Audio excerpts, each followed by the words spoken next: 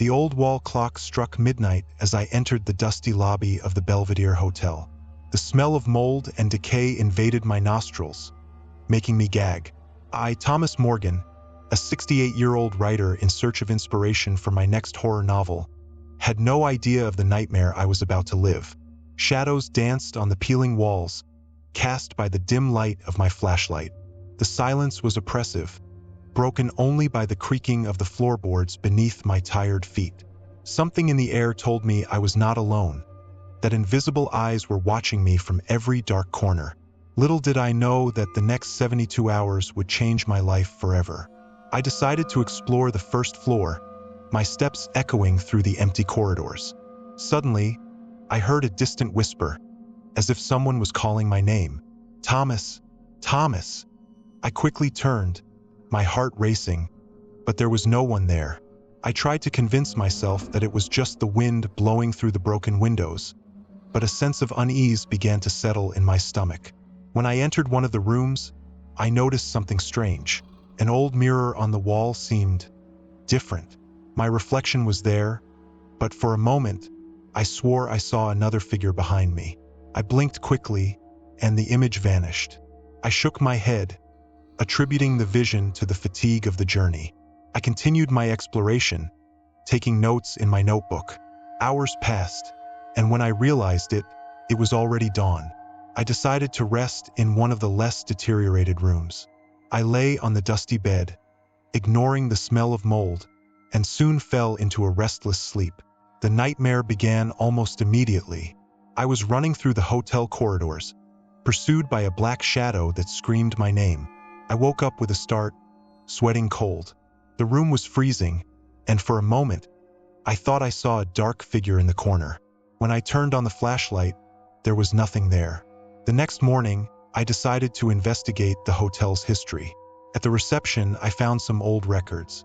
Flipping through the yellowed pages, one name caught my attention: Elizabeth Morgan. My heart raced. It was the name of my grandmother, whom I had never met.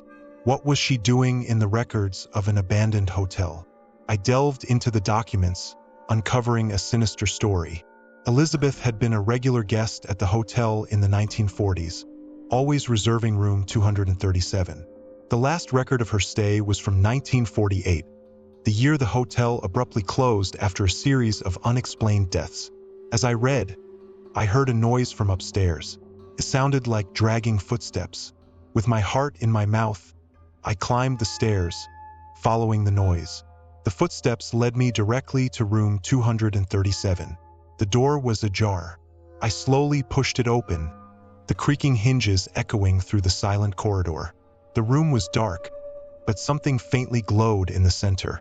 As I approached, I realized it was an old locket. I recognized it immediately. It was identical to the one my mother always wore, saying it was a family heirloom. When I touched the locket, a wave of cold swept through my body. The lights flickered, and for a moment, the room seemed to change. I saw flashes of a terrible scene. A woman screaming, a man with a shining object in his hand. Blood, so much blood. I dropped the locket, panting and trembling. That night, I couldn't sleep. Every shadow seemed to move. Every creak of the hotel sounded like a muffled scream. I began to hear voices whispering in the walls, telling fragments of a horrible story. A story of betrayal, murder, and a dark secret buried in the foundations of the Belvedere Hotel. On the third day, things got even stranger. Objects began to move on their own. A vase slid across the table and fell to the floor, shattering. Doors opened and closed by themselves. And worst of all, I started seeing people. Not translucent ghosts, but real people dressed in 1940s clothing, who appeared and disappeared in the corridors. One woman in particular caught my attention. She wore a red dress and had a look of deep sadness. Every time I saw her, she seemed to want to tell me something, but she would disappear before I could approach her. There was something familiar about her, something that reminded me of old family photos. It was then that I realized she was Elizabeth Morgan, my grandmother. But how was that possible? She had died decades ago, long before I was born. Reality and the supernatural were blending, and I no longer knew what was real and what was a hallucination. That night, I had another nightmare. This time, I was in the hotel lobby, but it was as if I had gone back in time. The place was full of life, music was playing, people were dancing. In the center of the room, I saw Elizabeth. She looked directly into my eyes and said, "You need to complete the ritual, Thomas. Only then can we rest." I woke up drenched in cold sweat, her words echoing in my mind. What ritual? What did I need to do? The answers began to come in flashes, like pieces of a puzzle falling into place. The locket, room 237. The man with the shining object. Everything pointed to a terrible crime committed decades ago. Elizabeth had been murdered in that room, and her spirit, along with those of other victims, was trapped in the hotel.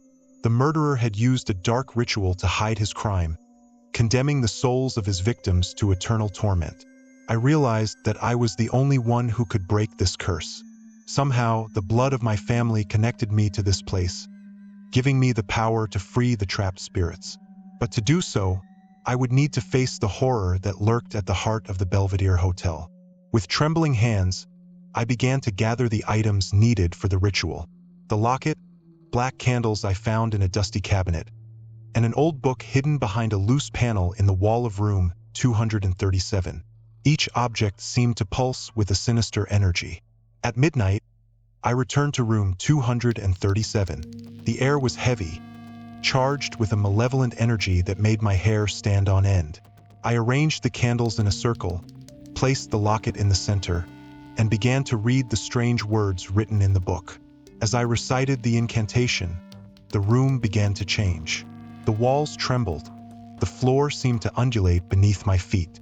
I heard distant screams, the laments of tortured souls. Shadows danced on the walls, taking on horrifying forms. Suddenly, a male figure materialized before me.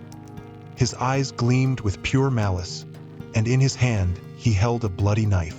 It was him, the murderer, the one responsible for all the curses. "You cannot free them," he roared, advancing toward me. My heart was pounding so hard I thought it would explode. But I knew I couldn't stop.